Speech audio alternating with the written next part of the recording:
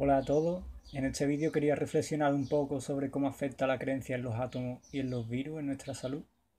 Y como podéis ver en el vídeo, no hay imágenes reales de virus, ni siquiera se ven con el microscopio electrónico.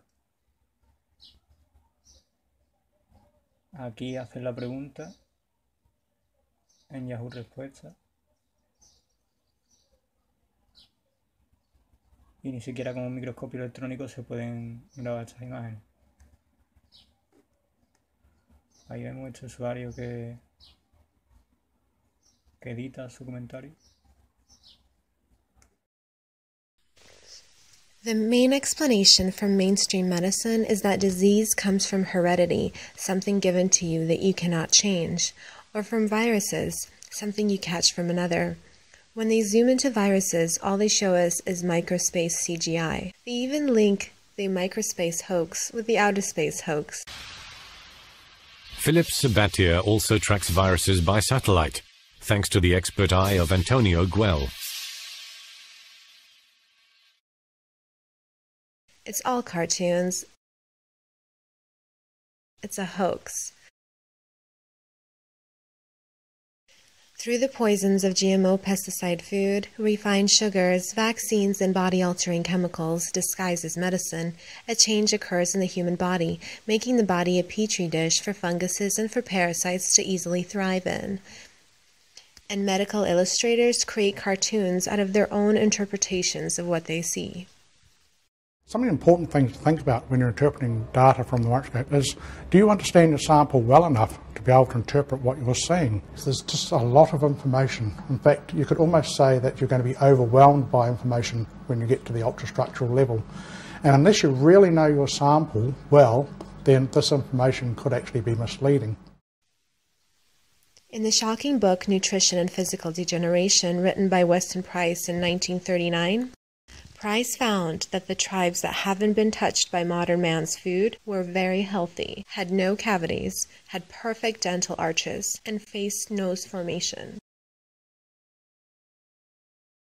The moment modern food, such as processed flour and sugars, touched these tribes, cavities, disease, and obvious DNA changes occurred, such as teeth crowding in the first generation of babies born under the new food. Not because of heredity, but because of the food. Andreas, you've written many books. One of them makes the riveting claim that cancer is not a disease, that it's a survival mechanism. Could you talk about that a little bit? That's a very, very fascinating question because it doesn't just include the topic of cancer, but basically every kind of disease, or what we call disease. In my opinion, disease is not really something that needs to be destroyed, because it is part of the body's mechanism to heal itself, to become whole again. And so when the body is out of balance, that means it has lost its homeostasis. It will try to go back to that, and we call that disease. Now, when you go out into nature and you look at a plant, for example, a flower, and you see it is withering, you wouldn't say that's a disease. You would say, well, there's a lack of water that is not allowing the sap to nourish all the leaves, and they start dying off. So that's the symptoms that we're looking at. That is a symptom. So to call the symptom of a disease is really, very misleading, to say the least. It is, in fact, so misleading that when you treat it, you think you get rid of the disease, and yet the underlying cause is still intact. So in the case of cancer, the cancer itself is a compensation mechanism that the body is coming up with in order to deal with an underlying condition of a contamination or a lack of nourishment, nutrients, toxins. Something that is not right. That is just like the flower, it's withering away. So some parts of the body are dying off, and the body is trying to prevent that from happening. En los Estados Unidos hizo una investigación donde se dio cuenta que el 75% de los norteamericanos habían recurrido a terapias alternativas o complementarias, y que el 60% de estas personas había sido en menos de un año. Estamos hablando de 239 millones de personas buscando terapias complementarias. ¿Y qué es eso? ¿Qué es lo que más buscaban? cualquier cosa que no invadiera su cuerpo, cualquier cosa que no los hiciera sentir dolor. En la principal de estos son los masajes, aromaterapia, cualquier cosa que estaba relacionado incluso con las emociones. Eso dio cabida a una apertura de una industria inmensa en el tema de las medicinas alternativas, plantas, fitofármacos, inmensa, que cada vez ha crecido más y más. De hecho, se calcula que para el año que entra haya una comercialización de cerca de 14,000 millones de dólares al respecto de esto. Entonces, es algo que va creciendo muchísimo. Alguna vez estuve en una situación donde yo creo que la mayoría hemos estado, que nos hemos cortado con un cuchillo, una escoriación, una raspada, y de repente pasó un rato, semanas, y cicatriza. Recuerdo perfectamente una vez que yo estaba viendo ese proceso de cómo me había cortado y vi cómo iba cicatrizando, a pesar de que yo le había puesto mi saliva toda contaminada, ¿no? Que es lo primero que hacemos cuando nos cortamos. De todos modos cicatrizaba. Entonces me vino a la mente las clases de fisiología que decían, doctor, el cuerpo humano tiene la capacidad de autosanación. Si tú te cortas, cicatriza. Si tienes diarrea, se autolimita. Si tienes catarro, se autolimita. Entonces, como que me agolpó la mente inmediatamente esa información. ¿Y qué pasó? Comencé a darme cuenta que la mayoría de las enfermedades venían por desbalances en el cuerpo humano. Por ejemplo, un diabético es una persona que tiene un desbalance en los niveles de glucosa en la sangre. Si tiene elevados los niveles de glucosa, nosotros le llamamos diabético. Si tiene bajos los niveles hormonales de tiroides, le llamamos hipotiroideo. Si hay un proceso de inflamación muy fuerte en los bronquios o una reacción muy elevada, le llamamos asmáticos. Entonces comenzamos a ponerle cierto significado a esos síntomas. Y lo que vi que los desbalances generaban una cosa que se llaman signos y síntomas, molestias, etcétera, que eso cuando los conjuntamos los médicos le ponemos un nombre a una enfermedad. A veces la enfermedad le ponemos un nombre en latín, a veces le ponemos el nombre de la persona que lo descubrió.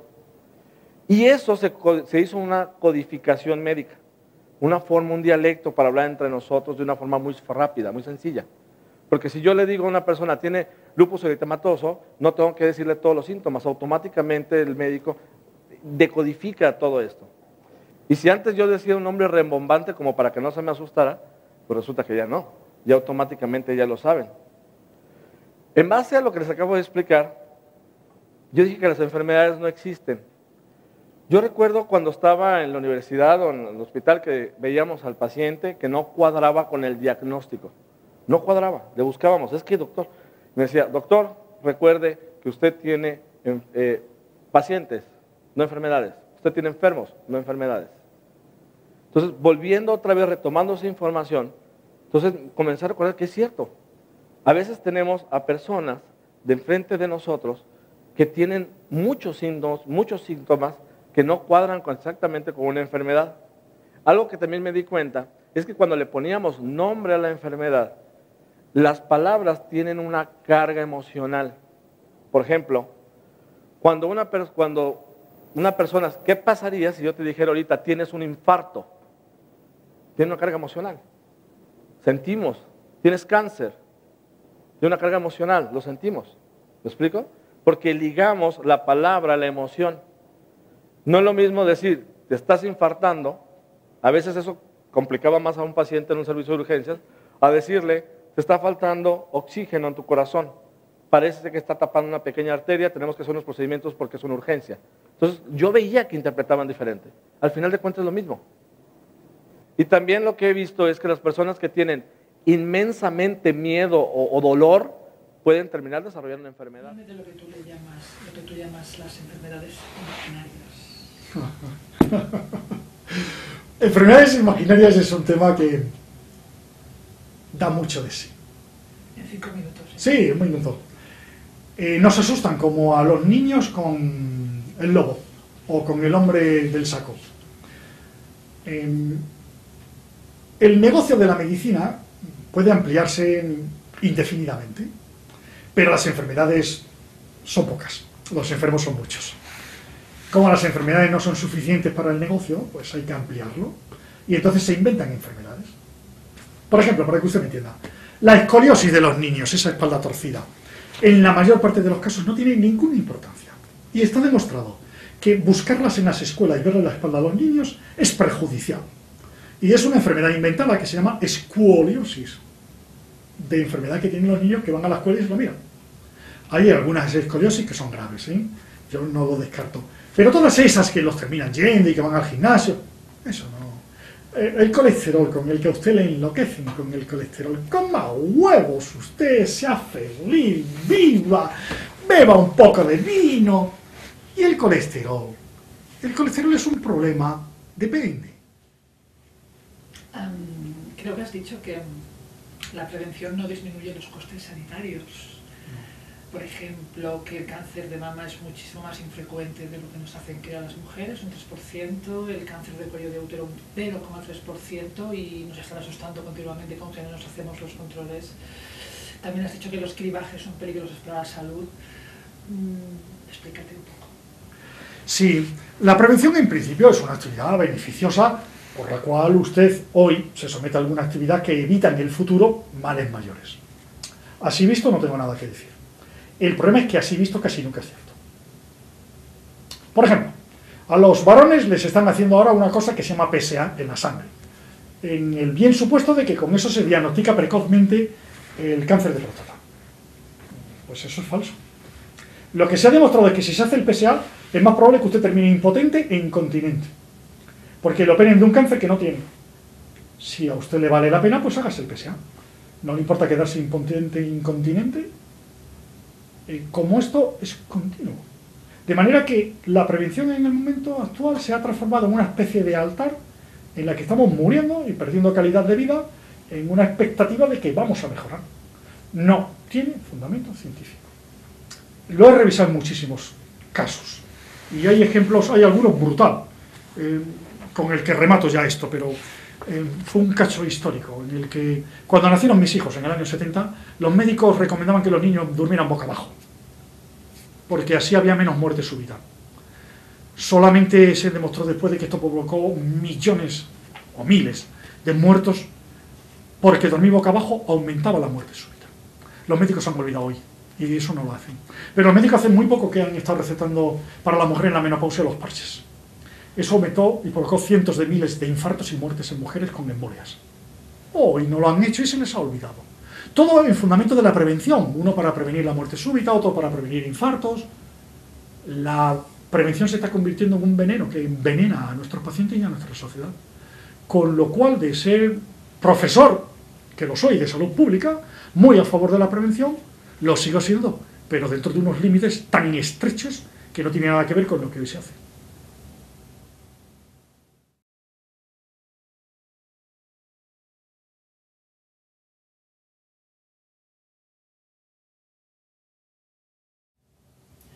Para terminar, ¿qué significa la frase no hay enfermedades sino enfermos?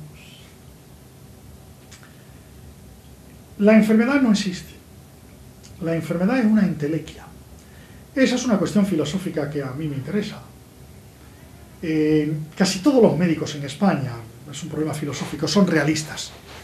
Creen que la realidad existe. Es un problema muy interesante. Yo estoy al lado de Kant. Los médicos creen que mi coche está ahora ahí en la calle. Si no lo veo, creen que está. Yo soy empirista. Yo creo que mi coche está ahí si yo lo veo.